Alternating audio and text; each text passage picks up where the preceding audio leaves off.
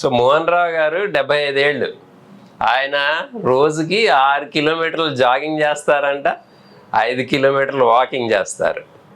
In fact his physical condition is so good that ఆయన heart rates 50-40కి, అంటే conditioning అలా ఉంది.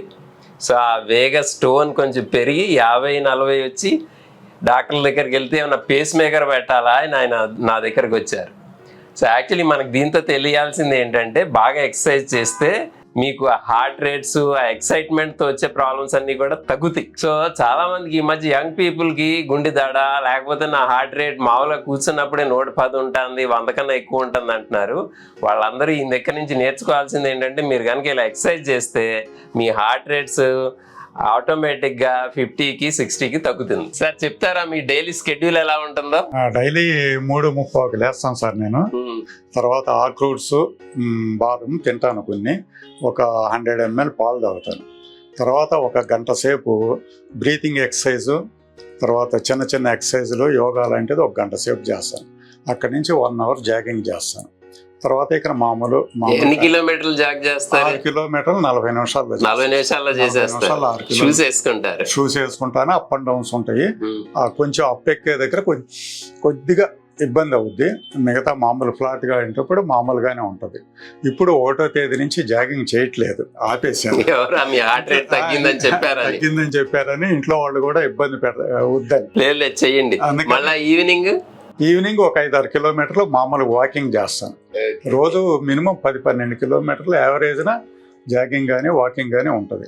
సో మీరు చిన్నప్పటి నుంచి ఇలాగే చేస్తున్నారా, లేకపోతే ఈ మధ్య మొదలు పెట్టారా? సార్ 93 నుంచి మామూలుగా వాకింగ్ చేసేవాడిని 5-6 కిలోమీటర్లు. ఇప్పుడు 2006-7 నుంచి ఇక్కడికి వచ్చిన తర్వాత ఒక 6-7 కిలోమీటర్లు వాకింగ్ చేసేవాడిని. 1 year నుంచి మాత్రం జాగింగ్ చేస్తున్నాం. ఓకే. కారణం ఏంటంటే గుండె బలంగా ఉంటుందని ఎవరు అంటే, అందుకని జాగింగ్ చేస్తున్నాం. నాకు దానివల్ల అయితే ఇబ్బంది ఏం లేదు. నేనైతే మిగతా పగలంతా ఖాళీగానే ఉంటాను. రాత్రిపూట మాత్రం భోంచేయను సార్.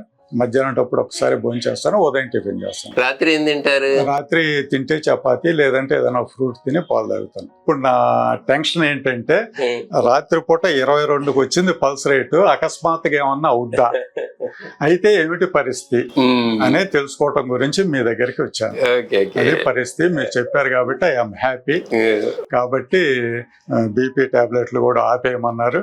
ఇంకొకటి రసజన్ గోల్డ్ ఒకటి, షుగర్ ఒకటే వాడమన్నారు, హాఫ్ టాబ్లెట్ వాడమన్నారు. నేను చాలా సంతోషం, మీకు చాలా ధన్యవాదాలు.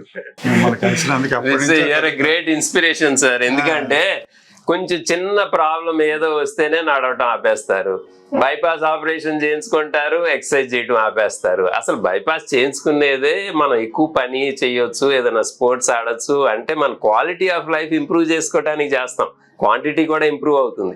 అలాంటి చాలా మంది స్టెంట్ వేయించుకున్న తర్వాత, బైపాస్ చేసుకున్న తర్వాత అసలు నడవటం ఆపేసి ఎవరో అన్నారంటే గాజులాగా చూసుకోండి అని అసలు ఏం పని చేయకుండా ఉంటే కౌంటర్ ప్రొడక్టివ్. ఎందుకంటే ఎక్సర్సైజ్ లాంటి ట్రీట్మెంట్ అసలు హార్ట్కి లేదు.